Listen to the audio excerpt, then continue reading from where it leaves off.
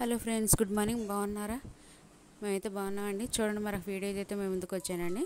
ఇంక ఈరోజు మాకు లంచ్ బాక్స్కి వచ్చేసి బెండకాయ ఫ్రై అయితే చేస్తున్నానండి. బెండకాయలు ఇంకా చూడండి, ఈరోజు లంచ్ బాక్స్కి ఇదేనండి. ఇంకా సింపుల్గా చేస్తాను దీన్ని.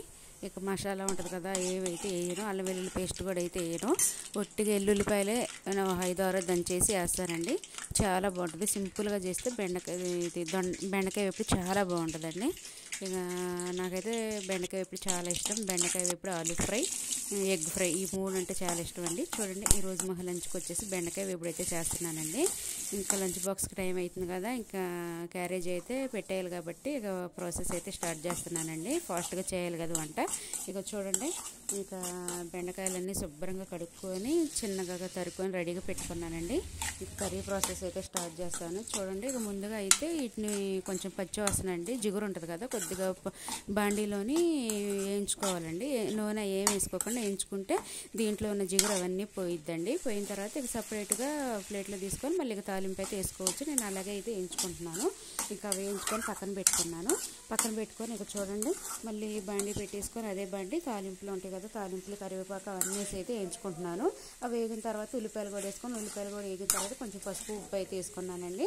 ఇంకా ఆనియన్స్ వేగిన తర్వాత వేగిన బెండ ముక్కలు వేసుకొని అందులో బాగా కలుపుకోవాలండి. ఇక చూడండి, అలా సిమ్లో పెట్టి వేయించుకోవాలి. వేయించుకుంటే మాడిపోకుండా కర్రీ బాగుంటుందండి. ఇంకా అవి వేగుతుంది అనుకున్నప్పుడు చూడండి, వెల్లుల్లి అయితే ఒక 4-5 డబ్బులు తీసుకొని వాటిని పచ్చిగా దంచేసుకొని కర్రీలు అయితే కలుపుకుంటానండి. వెల్లుల్లి ఏంటంటే కర్రీ అయితే మంచి కమ్మటి స్మెల్ అయితే వస్తుందండి. ఎంతైనా కర్రీస్లోని వెల్లుల్లి దంచేస్తే ఆ ఫ్లేవరే వేయరు కదండి, టేస్ట్ మంచి స్మెల్ అయితే వస్తుందండి. కలుపుతుంటే మంచి స్మెల్ అన్నీ శనబుద్ధి అవుతున్నట్టు ఉందండి. ఇక చూడండి, చాలా మంచి స్మెల్ అయితే వస్తుంది. అలాగా చేసుకొని కలుపుకుంటున్నాను. సిమ్లోనే పెట్టి చేసుకోవాలండి, మనకి ఇది మాడిపోద్దు కదా. ఇంకా చూడండి, కర్రీ అయితే ఫైనల్కి అయితే వస్తుందండి.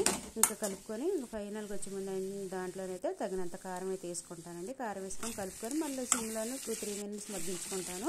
కర్రీ అయితే ప్రిపేర్ అయిపోద్దండి. ఇది చూడండి, కారం అయితే వేసుకున్నాను కదా, కారం వేసుకొని కలుపుకుంటున్నాను. బాగా కలుపుకొని ఇక సిమ్లో పెట్టి అయితే మగ్గించుకుంటాను. మూత వేసుకుంటే మళ్ళీ అది జిగురు అయిద్ది కదండి, కర్రీ అయితే బంకలుగా వచ్చింది. అలా కాకుండా మూత లేకుండా కర్రీ అయితే చేసుకోవాలండి. ఇలా చేసుకుంటే ముక్క చూడండి, పొడిగా చాలా బాగా వచ్చిందండి. జిగురు అనేది లేదు, జిగురు లేకుండా మంచిగా పొడిగా కర్రీ చాలా బాగా వచ్చిందండి. ఫ్రై ఇది చూడండి, మంచి కలర్ఫుల్ అన్నీగా అయితే ఉందండి కర్రీ మాత్రం.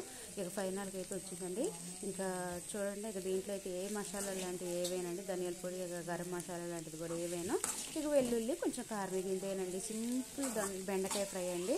ఇంకా చూడండి, మా బెండకాయ ఫ్రై అయితే అయిపోయిందండి. మా లంచ్కి వచ్చేసి ఇదేనండి. మరొక వీడియోలో కలుద్దామండి. బాయ్ అండి, బాయ్.